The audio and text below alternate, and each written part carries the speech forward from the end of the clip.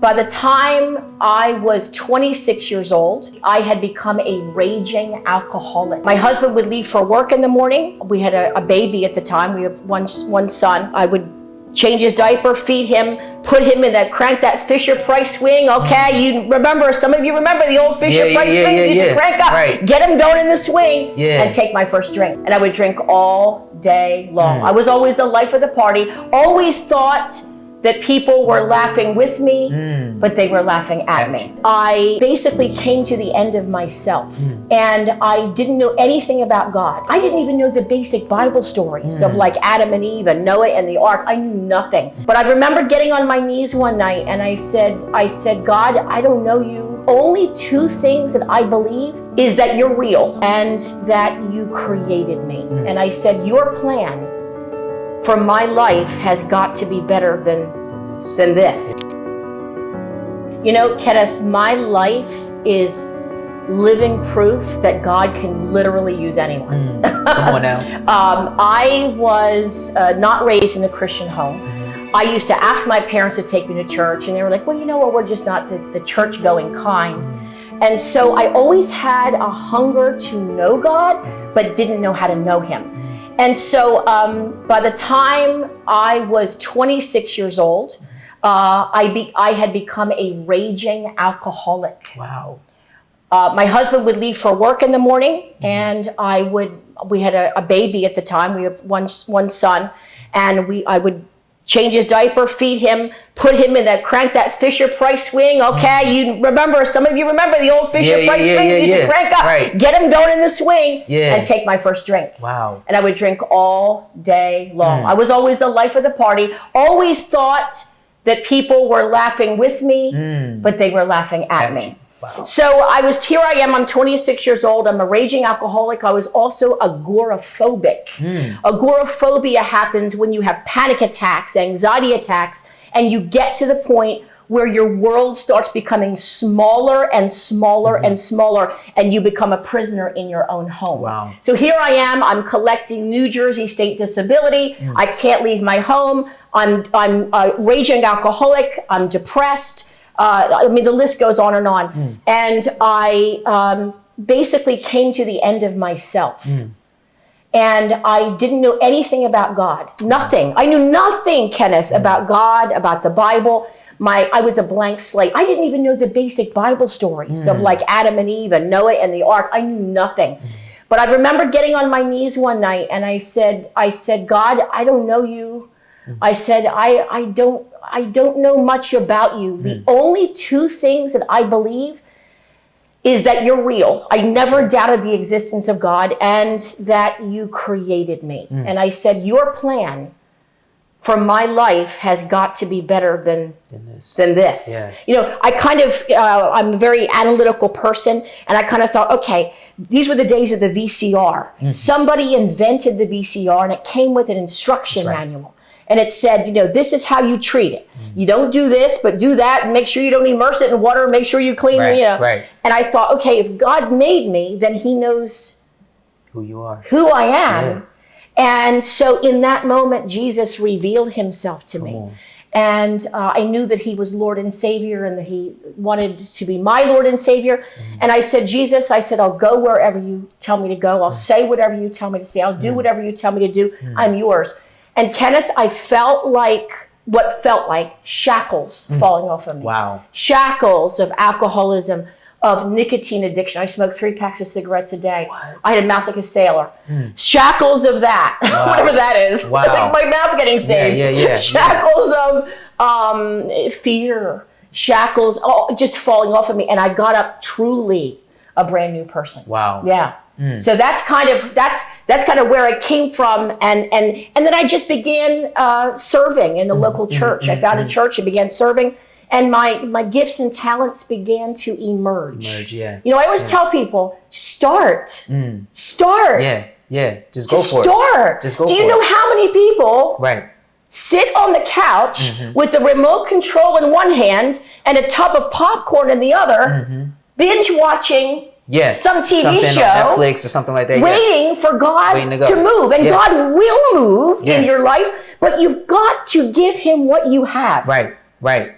And I've always seen myself, Kenneth, as the little boy with the lunch. You know, when Jesus in the Bible, when he fed the 5,000. Yes.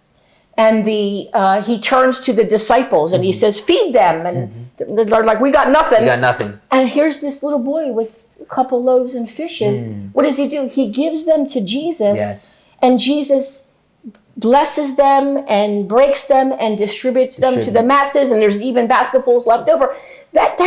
It's like, what is in your hands right now? Yeah. That you can give to the Lord. Yeah, it's like saying, okay, you provide the loaves and fish. Yes. And Jesus will go ahead and take care of the rest. Yes, exactly. And he'll provide the, everything, the overflow and things of that nature. I love, the fact that, first of all, you being super real right now, right?